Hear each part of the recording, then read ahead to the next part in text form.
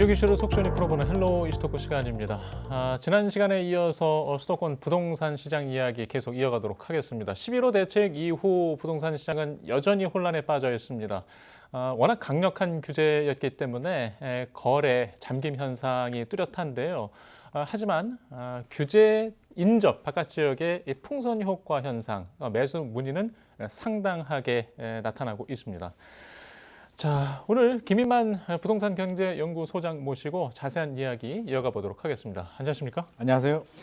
예, 저희가 11호 대책 이후 지금 두 번째 모시고 있는데 거래가 일단 절벽, 매물 잠김이라고까지 지금 표현하면서 얼어붙고 있는데 지금 상황에서는 이걸 어떻게 바라보고 계신 거예요? 일단 뭐 초강력 대책이 나오기도 했고요. 이번 대책 내용의 특징이 핀셋 규제도 아니고 또 단계 규제도 아니고 한꺼번에 다 쏟아부었습니다. 그래서 토지거래가 구역이 걸리다 보니까 전세 끼고 사고 팔고가 원천적으로 봉쇄가 됐고요.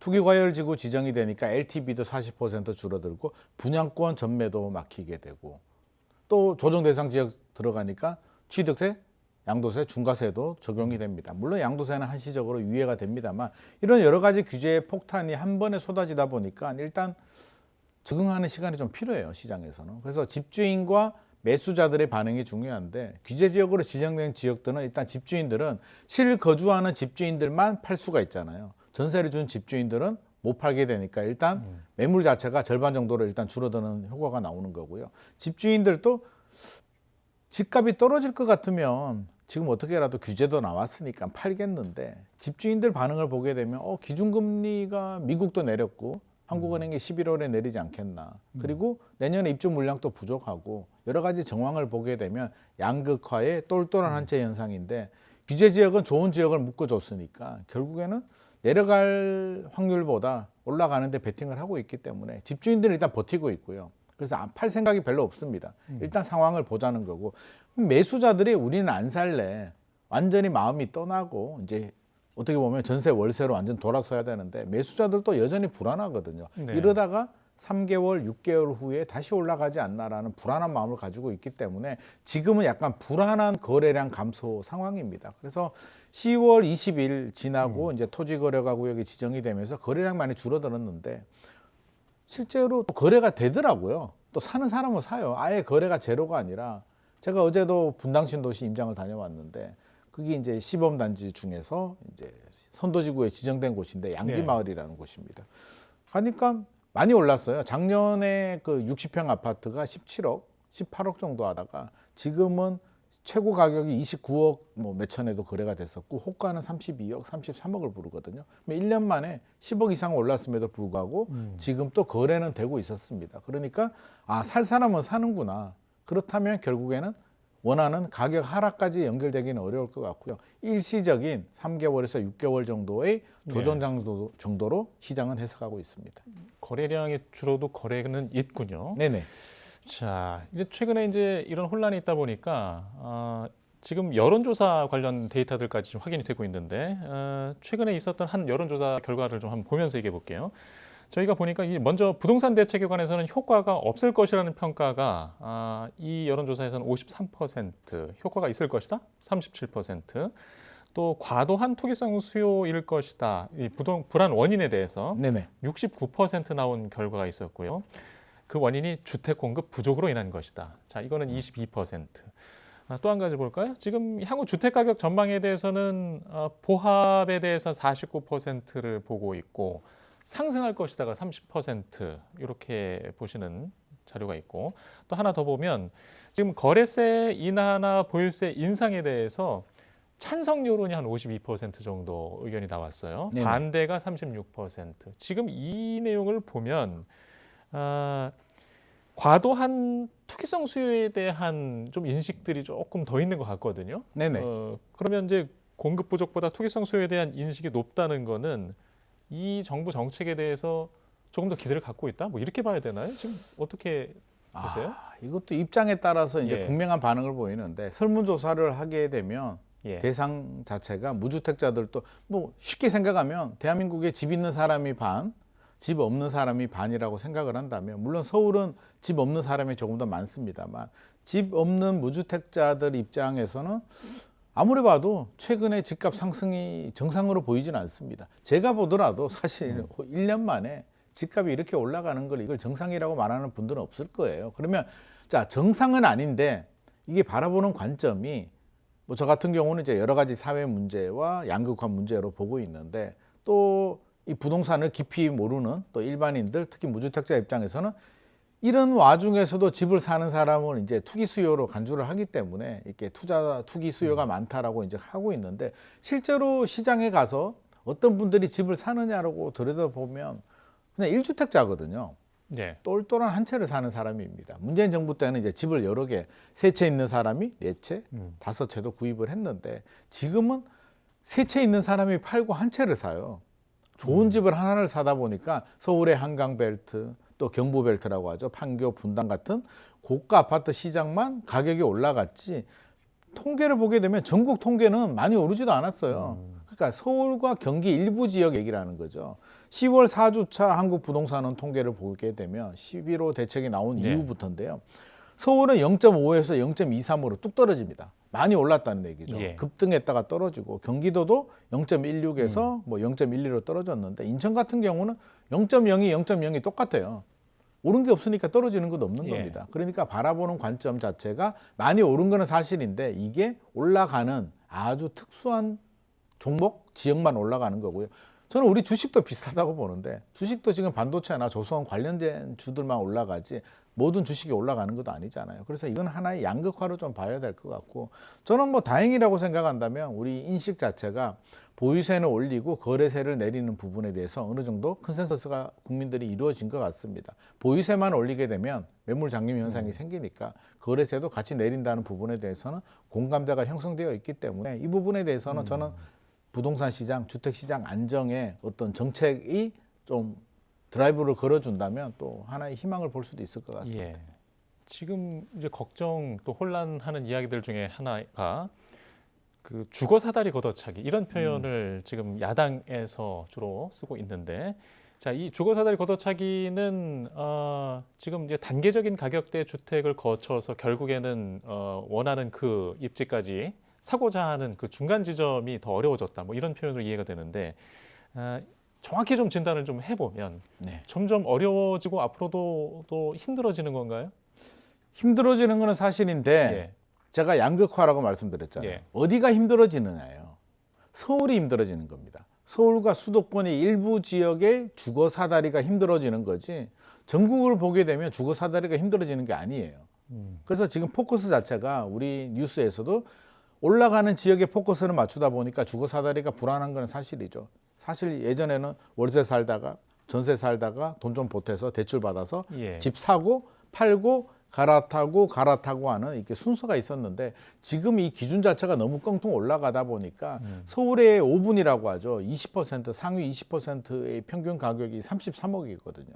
중위 가격은 거의 15억에 육박하고 있기 때문에 사실상 단계로 올라가기도 굉장히 힘들어졌다라는 거고요.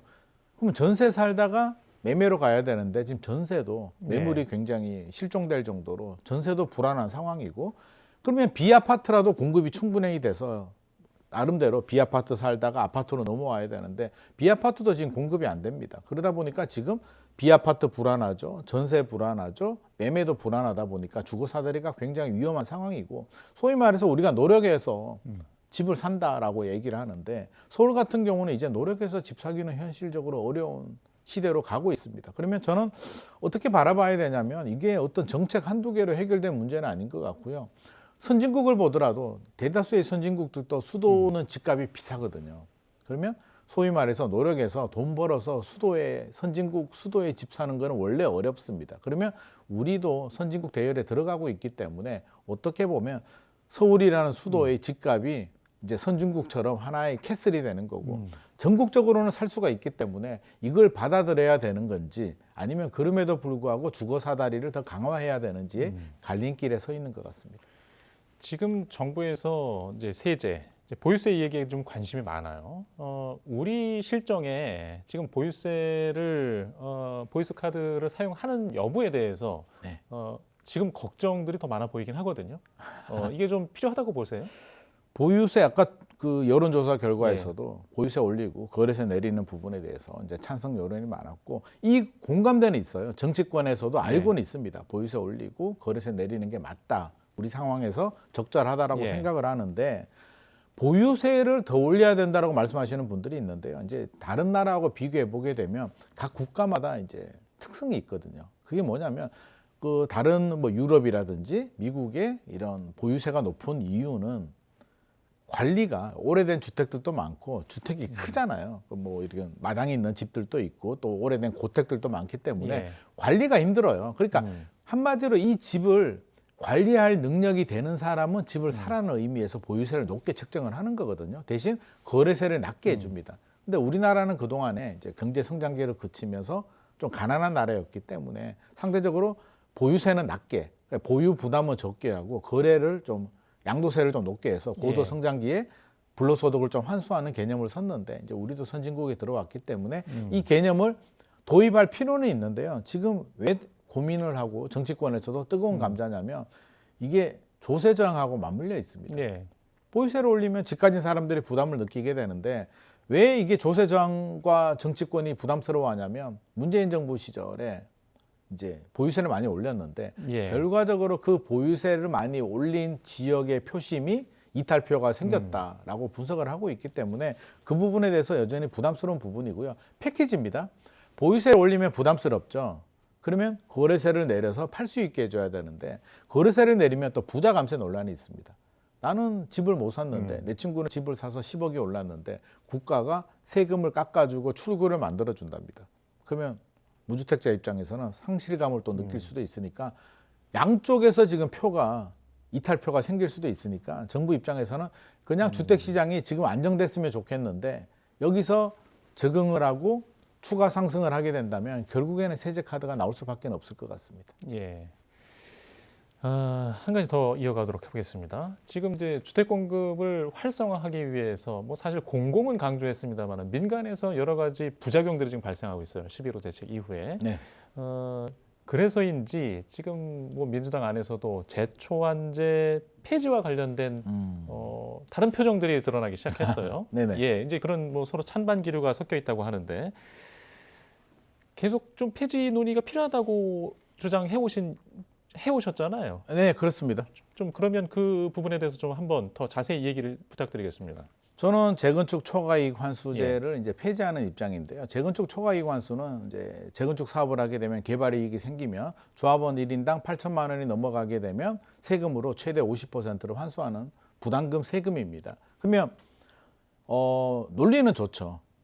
개발이익이 많이 생겼으니까 국가가 환수해서 그 돈으로 뭐 공공주택을 짓든 좋은 용도로 사용하면 좋긴 한데 이제 현실을 들여다보게 되면 내가 조합원이라고 쳐요. 예를 들어서. 그러면 예전에 가지고 있던 집이 재건축이 돼서 지금 뭐 공사를 하고 있는데 갑자기 부담금을 한 4억을 내라고 합니다. 지금 시뮬레이션 결과를 보게 되면 최대한 4억 정도, 많게는 7억까지도 나온다고 하는데 4억을 내라고 하면 내가 현금 여력이 뭐 많이 있으면 내겠는데 우리가 양도세를 몇 억씩 낼 수 있는 이유는 팔아서 돈이 입금이 되니까 그 돈에서 내는 세금인데 팔지도 않았는데 세금을 내라는 거거든요. 이게 낼 수가 없는 세금이고요. 갑자기 강남에 아파트 하나 재건축을 가지고 있다고 해서 4억을 내기도 부담스럽고 또 이게 이중과세 논란도 있습니다. 왜냐하면 양도세, 팔 때 또 양도세라는 걸 양도 차익에 대해서 절반 이상을 내는데 또 팔지도 않았는데 또 세금을 내라고 하니까 이 부분에 대해서 이제 조세 저항이 일어나는 거고요. 저는 제가 반대하는 이유는 낼 수가 없는 세금입니다. 그러니까 현금을 몇 억씩 가지고 있다가 내는 사람이 없기 때문에 당연히 조세 저항이 일어나는 거고요. 그러면 부과하는 입장에서 구청장 입장에서 본다면 부과를 했는데 안 내잖아요. 그럼 압류를 걸고 공매로 넘겨야 되는데 어느 지자체장이 부담금을 안 낸다고 재건축 부담금을 안 낸다고 이걸 공매를 넘기게 되면 지방선거에서도 치명적인 영향을 주기 때문에 현실적으로 내기도 어렵고 부과하기도 어려운 세금이라면 차라리 깨끗하게 폐지를 하고 공급에 대한 시그널이라도 주는 게 저는 맞다고 생각합니다. 그러면 우리는 주택 재건축 재개발 공급을 늘리기 위해서 못할 것 같았던 재건축 초과이익 환수제도 폐지한다라는 시그널을 주는 게 맞는데 일각에서는 그런 얘기를 해요. 폐지하면 그러면 집값이 바로 안정이 되느냐? 공급이 바로 늘어나느냐라고 한다면 공급이 늘어나는 데는 여러 가지 요인들이 있잖아요. 그 중에 한 개의 요소를 제거하는 거지 이거 하나를 제거한다고 해서 모든 문제가 해결되는 건 아닙니다만 어차피 부과하기 어려운 세금이라면 한번 손을 볼 때가 되지 않았나 생각을 하고 있습니다. 일단 공급에 대한 고민, 부작용 중에 하나 더 이야기하겠습니다. 지금 그 투기과열지구 지정을 하면서 그 정비사업 지역의 조합원 지위 양도 제한, 네. 또 거기에 또 LTV가 40%로 축소되는 뭐 여러 가지 자금 마련에 어려움을 겪는 일기 신도시 정비 지역이 됐습니다. 네. 분당과 평촌의 경우 힘들죠. 규제에서 빠졌다고 해서 다른 지역들이 또 사실 안도하고 있는 것 같지는 않아요. 풍선 효과로 규제를 추가로 받게 되면 같은 입장이 되기 때문에 네. 지금 이 민간 공급에 큰 제동이 걸릴 수 있는 위기인데 이 부분을 좀 어떻게 봐야 될까요?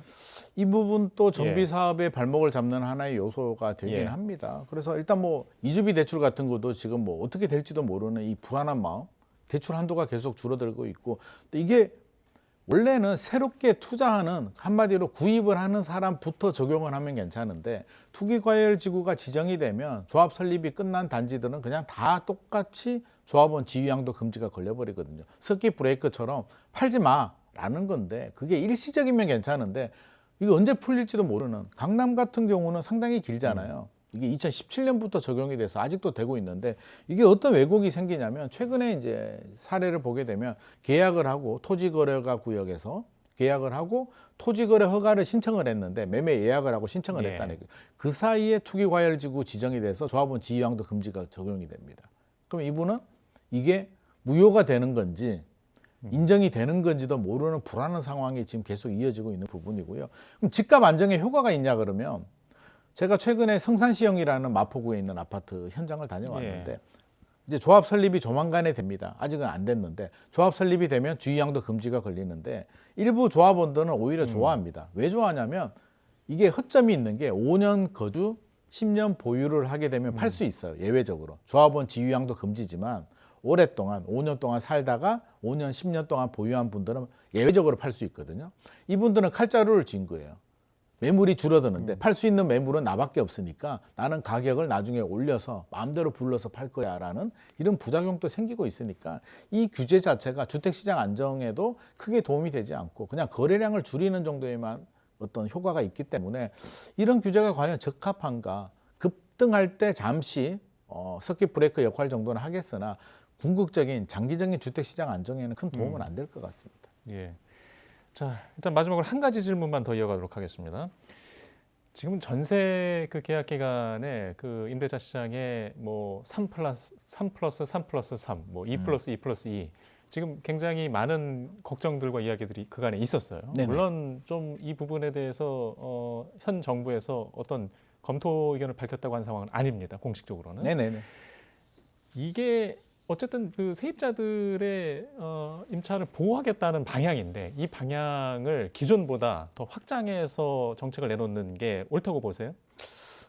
취지는 저는 이해를 합니다. 왜냐하면 우리 내년부터 이제 전세난이 더 심해질 거거든요. 전세난은 가격이 급등하는 것도 전세난이고 매물이 없어지는 것도 전세난인데 현재는 전세 매물이 없는 게 전세난이고요. 내년부터 가격이 급등할 수도 있습니다. 그러니까 정부가 대출 규제를 해서 전세 가격이 올라가는 걸 막는데 또 월세로 전환이 되죠. 그러니까 그 세입자들 서민의 주거 안정이 불안하다 보니까 야 4년 또 짧아.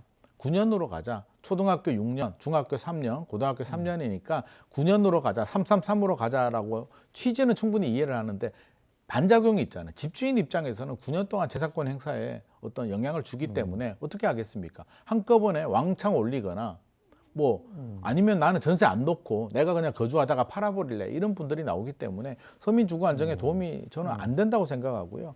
최근에 통계를 보게 되면 갱신 계약을 하시는 분들이 더 늘어나고 있거든요. 그 얘기는 미래가 불안하다 보니까 돈을 올려주더라도 계약갱신 청구권을 아껴뒀다가 나중에 한번 서야지라는 분들이 늘어나고 있다는 겁니다. 세입자들도 상당한 불안감을 호소하고 있기 때문에 이런 급진적인 급격한 변화는 오히려 세입자한테도 피해를 줄 수 있다는 점은 알고 있어야 될 것 같습니다.